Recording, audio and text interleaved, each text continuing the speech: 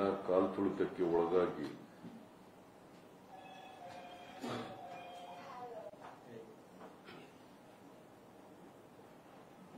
ಹನ್ನೊಂದು ಜನರು ಮೃತಪಟ್ಟಿದ್ದಾರೆ.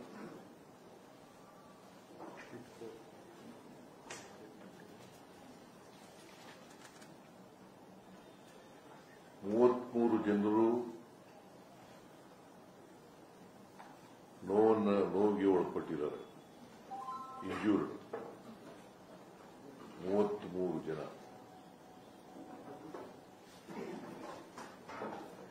ನಾನು ಪೌರಿಂಗ್ ಹಾಸ್ಪಿಟಲ್ಗೆ, ವೈದೇಹಿ ಮಲ್ಯ ಹಾಸ್ಪಿಟಲ್ಗೆ ಭೇಟಿ ಕೊಟ್ಟಿದ್ದೆ.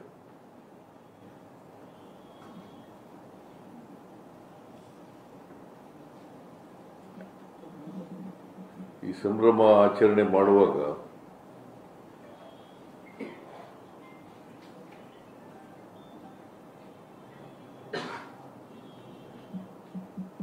ಇಂಥ ಒಂದು ದುರಂತ ನಡೀಬಾರದಾಗಿತ್ತು.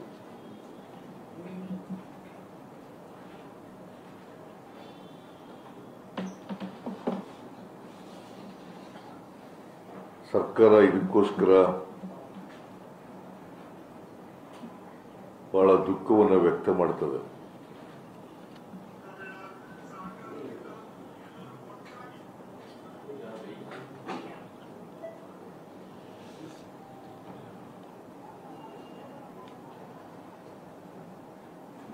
ನಮ್ಮ ನಿರೀಕ್ಷೆಗೂ ಮೀರಿ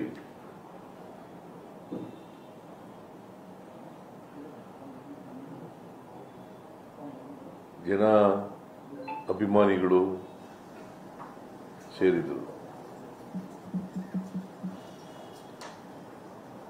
ವಿಧಾನಸೌಧದ ಎದುರುಗಡೆ ಸುಮಾರು 1 ಲಕ್ಷಕ್ಕೂ ಹೆಚ್ಚು ಜನ ಸೇರಿದರು.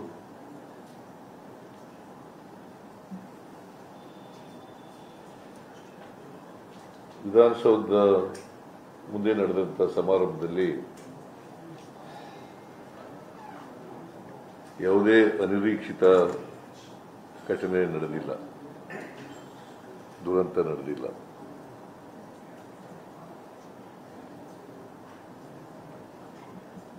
ಆದರೆ ಚಿನ್ನಸ್ವಾಮಿ ಸ್ಟೇಡಿಯಂನಲ್ಲಿ ಈ ದುರಂತ ಆಗಿದೆ. ಯಾರು ಕೂಡ ಇದನ್ನ ನಿರೀಕ್ಷೆ ಮಾಡಿರಲಿಲ್ಲ. ಕ್ರಿಕೆಟ್ ಅಸೋಸಿಯೇಷನ್ ಅವರು ನಿರೀಕ್ಷೆ ಮಾಡಿರಲಿಲ್ಲ, ನಾವು ಕೂಡ ನಿರೀಕ್ಷೆ ಮಾಡಿರಲಿಲ್ಲ. ಕಾರಣ ಯಾಕಪ್ಪ ಅಂತಂದ್ರೆ,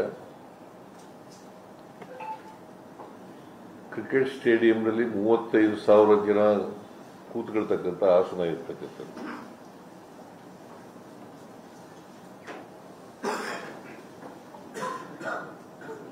ಕ್ರಿಕೆಟ್ ಸ್ಟೇಡಿಯಂನಲ್ಲಿ, ಚಿನ್ನಸ್ವಾಮಿ ಕ್ರಿಕೆಟ್ ಸ್ಟೇಡಿಯಂನಲ್ಲಿ 35 ಆಸನಗಳಿರ್ತಕ್ಕಂಥ ಸ್ಟೇಡಿಯಂ ಅದು. ಆದರೆ 2-3 ಲಕ್ಷ ಜನ ಬಂದ್ಬಿಟ್ಟಿದ್ದಾರೆ.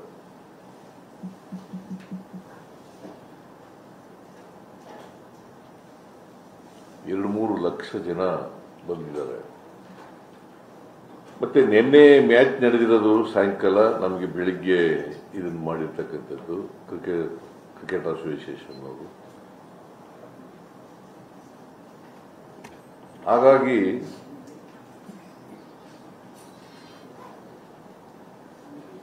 ಯಾರು ಕೂಡ ನಿರೀಕ್ಷೆ ಮಾಡಿರಲಿಲ್ಲ.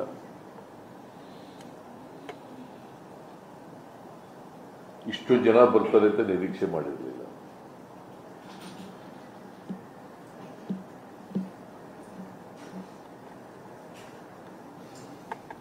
ಸ್ಟೇಡಿಯಂನಲ್ಲಿ ಎಷ್ಟು ಕೆಪಾಸಿಟಿ ಇದೆ ಅಷ್ಟು ಜನ ಬರಬಹುದು, ಅದಕ್ಕಿಂತ ಸ್ವಲ್ಪ ಜಾಸ್ತಿ ಜನ ಬರಬಹುದು ಅಂತ ನಿರೀಕ್ಷೆ ಇತ್ತು.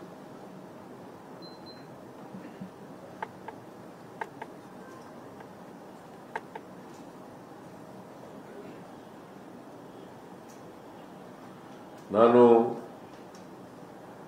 ಸತ್ತ ಕುಟುಂಬದ ವಾರಸುದಾರರಿಗೆ, ಯಾಕಂದರೆ ವಿಶೇಷವಾಗಿ ಹೆಚ್ಚು ಜನ ಸತ್ತಿರೋರು ಎಲ್ಲ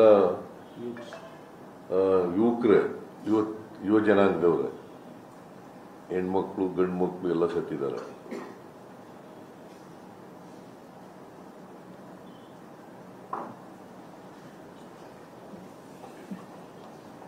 ಹೆಣ್ಮಕ್ಳು ಸತ್ತಿದ್ದಾರೆ, ಗಂಡು ಮಕ್ಕಳು ಸತ್ತಿದ್ದಾರೆ.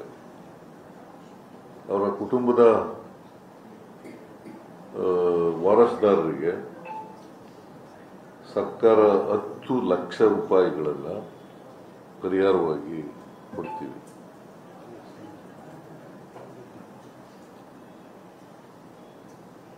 ಸುಮಾರು 11 ಜನ ಸತ್ತಿದ್ದಾರೆ. 11 ಜನರಿಗೂ 10 ಲಕ್ಷ ರೂಪಾಯಿಗಳನ್ನು ಪರಿಹಾರವಾಗಿ ಕೊಡ್ತೇವೆ. ಮತ್ತೆ ಯಾರು ಗಾಯಗೊಂಡಿದ್ದಾರೆ ಅವ್ರಿಗೆಲ್ಲರಿಗೂ ಕೂಡ ಉಚಿತವಾಗಿ ಚಿಕಿತ್ಸೆ ಕೊಡ್ತಕ್ಕಂಥದ್ದನ್ನ ನಾನು ಈಗಾಗಲೇ ಸೂಚನೆ ಕೊಟ್ಟಿದ್ದೀನಿ. ಖಾಸಗಿ ಆಸ್ಪತ್ರೆಯಲ್ಲಿ ಯಾರ್ಯಾರು ಚಿಕಿತ್ಸೆ ಪಡ್ಕೊಂಡಿದ್ದಾರೆ ಅವ್ರಿಗೂ ಕೂಡ ಚಿಕಿತ್ಸೆ ಖರ್ಚನ್ನು ಸರ್ಕಾರನೇ ಭರಿಸ್ತದೆ. ಸರ್ಕಾರಿ ಆಸ್ಪತ್ರೆಗಳಲ್ಲಿ ಅಫ್ಕೋರ್ಸ್ ಬೌರಿಂಗ್ ಹಾಸ್ಪಿಟ್ಲಲ್ಲಿ ಫ್ರೀಯಾಗಿ ಎಲ್ಲರಿಗೂ ಉಚಿತವಾದಂಥ ಚಿಕಿತ್ಸೆ ಕೊಡ್ತೀವಿ. ಎಲ್ಲ ಗಾಯಾಳುಗಳಿಗೆ 33 ಜನ, ನನಗೀಗ ಅಂಕಿಅಂಶಗಳ ಪ್ರಕಾರ 33 ಜನ, 11 ಜನ ಸತ್ತಿದ್ದಾರೆ. ಬಟ್ ಈ 33 ಜನರು ಕೂಡ ಅದೃಷ್ಟವಶಾತ್ 47 ಇಂಜೂರ್ಡ್, 47 ಮೈನರ್ ಆಗಿ ಹೋಗ್ಬಿಟ್ಟಿದ್ದಾರೆ. ಅವರು ಮೈನರ್ ಅವರು ಔಟ್ ಪೇಷಂಟ್ ಆಗಿ ಹೋಗ್ಬಿಟ್ಟಿದ್ದಾರೆ. ಟೋಟಲ್ ಪಾರ್ಟಿ ಕೆಲವರು ಔಟ್ ಪೇಷಂಟ್ ಆಗಿ ಹೊಟ್ಟೋಗಿದ್ದಾರೆ, ಚಿಕಿತ್ಸೆ ಪಡ್ಕೊಂಡು ಹೊಟ್ಟೋಗಿದ್ದಾರೆ. ಅವರು ಸೇರಿಸಿದ್ರೆ 47 ಜನ.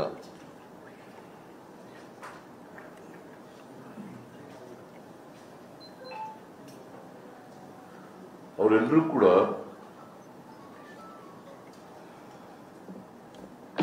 ಯಾರ್ಯಾರು ಇಂಜುರಿ ಆಗಿದೆ ಅವರೆಲ್ಲರೂ ಕೂಡ ನನಗೆ ಡಾಕ್ಟರ್ಗಳ ಜೊತೆ ಮಾತಾಡಿದ ಮೇಲೆ ನನಗೆ ಅವ್ರು ಹೇಳಿರೋ ಪ್ರಕಾರ they are all out of danger.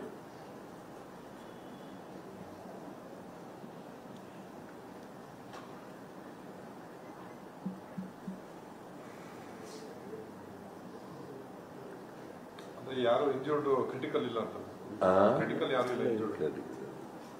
ಆಮೇಲೆ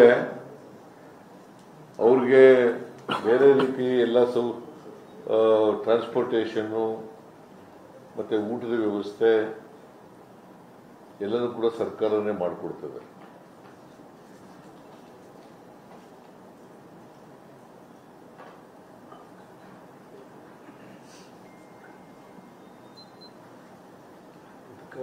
ಇದು ಒಂದು ಅನಿರೀಕ್ಷಿತ ದುರಂತ.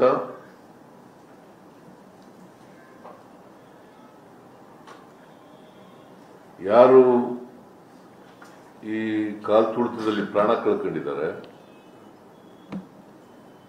ಅವರ ಆತ್ಮಕ್ಕೆ ಶಾಂತಿ ಸಿಗಲಿ ಅಂತೇಳಿ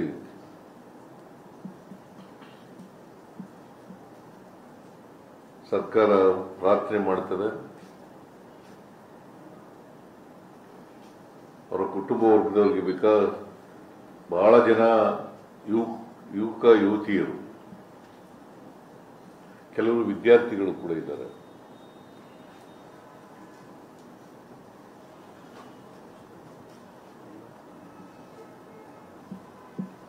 ಸೊ ವಾರಸುದಾರರಿಗೆ, ಅವರ ಪೋಷಕರಿಗೆ ಅವರ ಸಾವಿನ ದುಃಖವನ್ನು ಭರಿಸ್ತಕ್ಕಂಥ ಶಕ್ತಿ ಕೊಡಲಿ ಅಂತೇಳಿ ದೇವರಲ್ಲಿ ಪ್ರಾರ್ಥನೆ ಮಾಡ್ತೇನೆ. ಒಂದು ಮ್ಯಾಜಿಸ್ಟ್ರಿಯಲ್ ಎನ್ಕ್ವೈರಿನೂ ಕೂಡ ಆರ್ಡರ್ ಮಾಡಿದ್ದೀನಿ.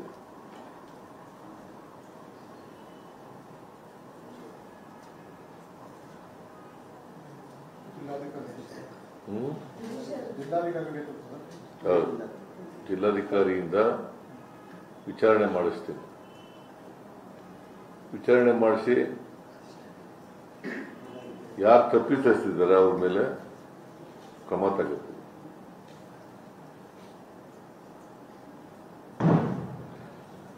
ನಾನು ಯಾಕೆ ಹೇಳ್ತಾ ಇದ್ದೀನಿ ಅಂದ್ರೆ ಇದು ಒಂದು ಅನಿರೀಕ್ಷಿತವಾದಂತ ಬೆಳವಣಿಗೆ. ಯಾರು ಕೂಡ ಇಷ್ಟೊಂದು ಜನ ಬರ್ತಾರೆ ಅಂತ ನಿರೀಕ್ಷೆ ಮಾಡಿರಲಿಲ್ಲ. ಕ್ರಿಕೆಟ್ ಅಸೋಸಿಯೇಷನ್ ಅವರು ನಿರೀಕ್ಷೆ ಮಾಡಿರಲಿಲ್ಲ, ನಾವು ನಿರೀಕ್ಷೆ ಮಾಡಿರಲಿಲ್ಲ, ಯಾರು ಕೂಡ ನಿರೀಕ್ಷೆ ಮಾಡಿರಲಿಲ್ಲ. ಭದ್ರತಾ ವೈಫಲ್ಯ ಅಂತ ತಮಗೇನು ಅನ್ಸಲ್ಲ ಸರ್? ಘಟನೆಗೆ ಭದ್ರತಾ ವೈಫಲ್ಯ ಕಾರಣ ಅಂತ. ಏನ್ ಭದ್ರತೆ ವೈಫಲ್ಯ? ನೀನು ವಿರೋಧ ಪಕ್ಷದವ್ರ ತರ ಮಾತಾಡ್ತೀಯ ನೋಡಪ್ಪ, ಹೇಳ್ರಿ ಇಲ್ಲಿ.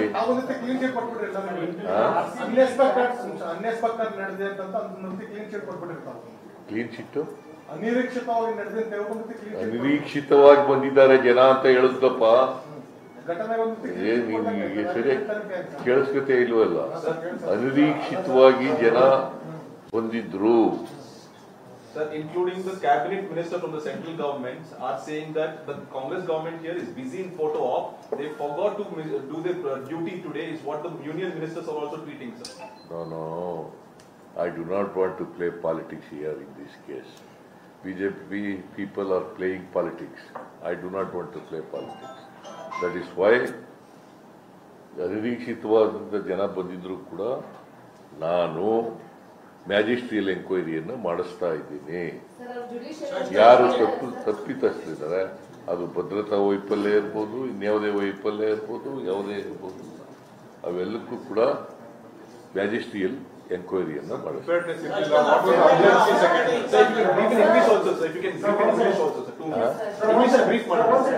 Because it's a national issue.